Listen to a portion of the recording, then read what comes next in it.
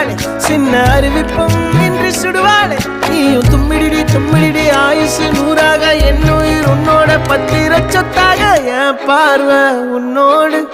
உன் பொம்மை கண்ணோடு பேசாமல் விண்ணோடு நாம் மிதந்து போவோம் காதாரா